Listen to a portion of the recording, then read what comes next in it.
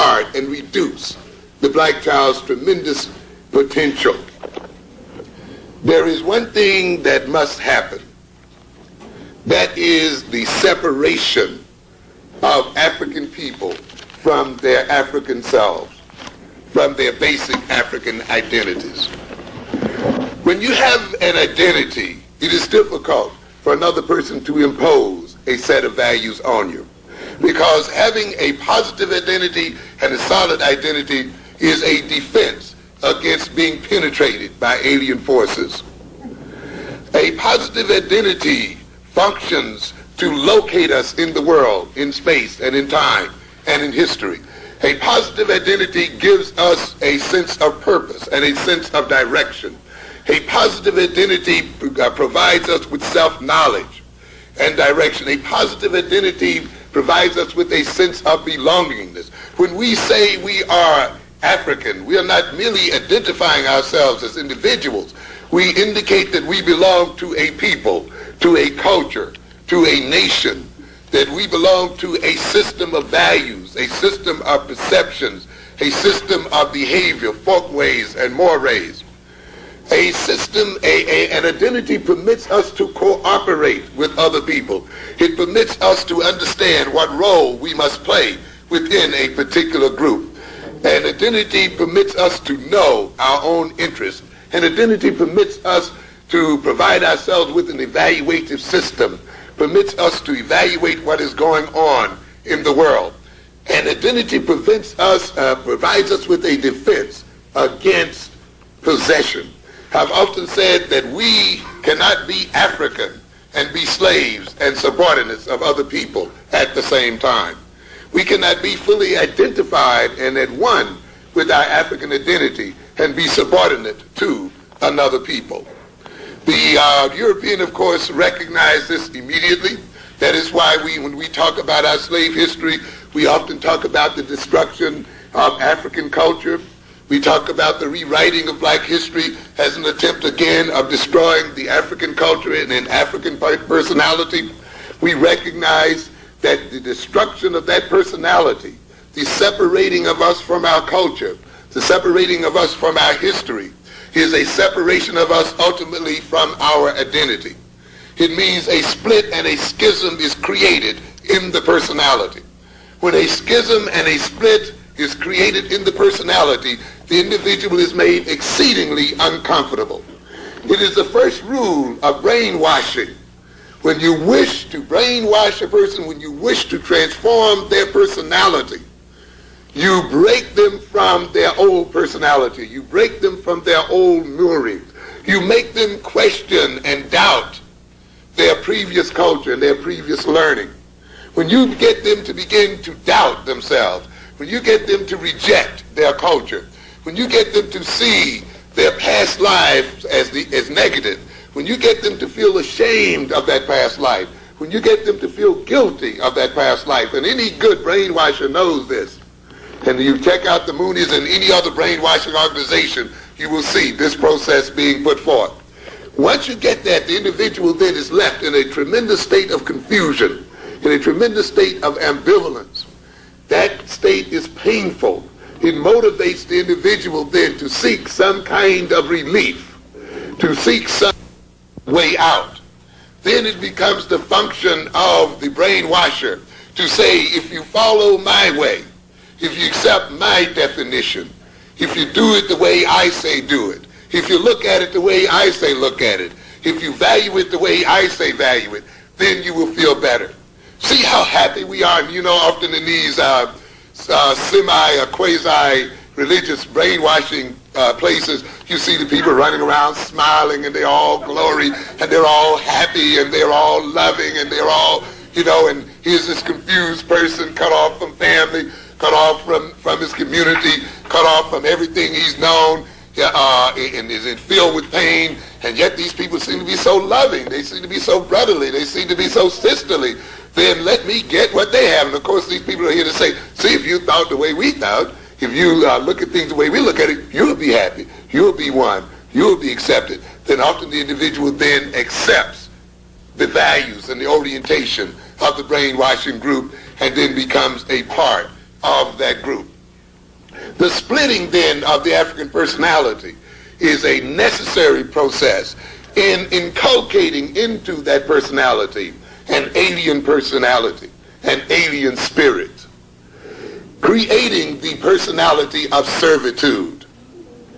It makes possible then in that African personality, that is the split African personality, makes it possible then for the African to begin to believe the lies, to accept the European distortions, to accept European reality, to accept then the stereotypes the Europeans have projected. And it's very interesting as you ride the subways today, and it becomes an embarrassing event to watch our youngsters use the degrading term they use again and again, so loudly, so unselfconsciously. When I grew up, the idea of using this term in public, the idea of letting white folk hear you using that term, letting any other group of people hear you referring to yourself by that term, was unbelievable. But now this seems to be the coin of the realm. And we hear it all the time. Yeah, that nigga did it, that nigga that. And, it just goes again and again and again. People must have been destroyed in many ways to talk about themselves in public and to be this way so loudly and so clearly. You must then break the African person from his African identity in order for this to happen. And this, of course, is what happens. Nature abhors a vacuum, we say. In other words, where there's a vacuum, there's an attempt for that vacuum to be filled in some way or another. And of course, we see that when we suck sodas with a straw, we create a vacuum, of course, and that vacuum sucks into it whatever we are drinking. When you create a vacuum in the personality by separating the African personality from its African identity, then there is an attempt for that personality to suck into itself something else, to fill its emptiness. When the European then is in control of information, when the European is in control of so-called knowledge, when the European is in control of so-called reality, in control of definition and so forth, it will be these things that are sucked into the African personality. When the European projects lies as truth, there will then be these lies sucked in through the vacuum of the split African personality and accepted as truth. And then this personality, these sucked in lies, these sucked in perceptions, these sucked in distorted views of reality, will take on a life of their own.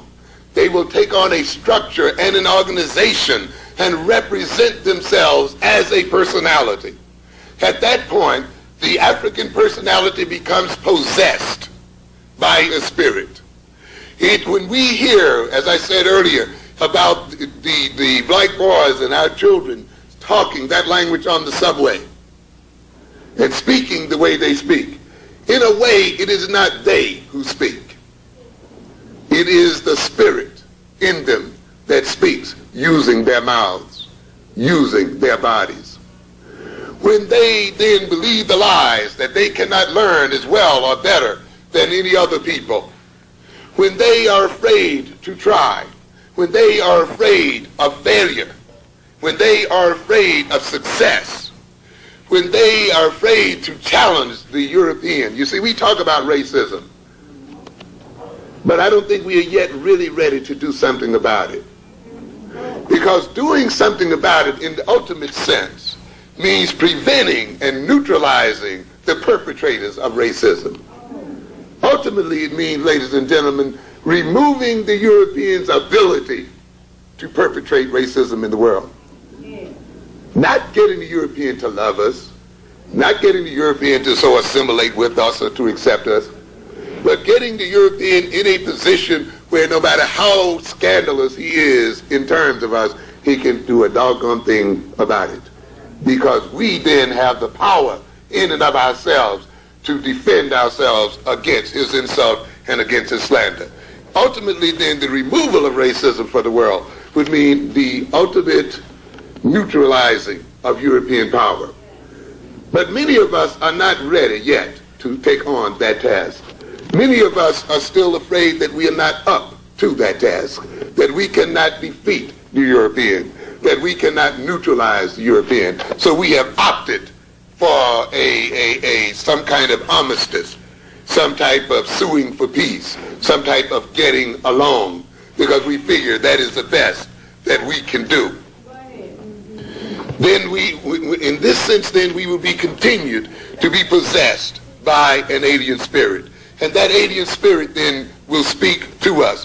When we then fail to believe in ourselves as people, it is because that spirit has taken over us, and it says to us what the European has said: you can't succeed. You can't run the world on your own. You're incapable of having a culture. Without us, you wouldn't have VCRs. You wouldn't have TVs because, see, you're not technical, and you know you love it. You wouldn't have compact disc, and you know you're into your music, you see, and you wouldn't have this, and you wouldn't have that.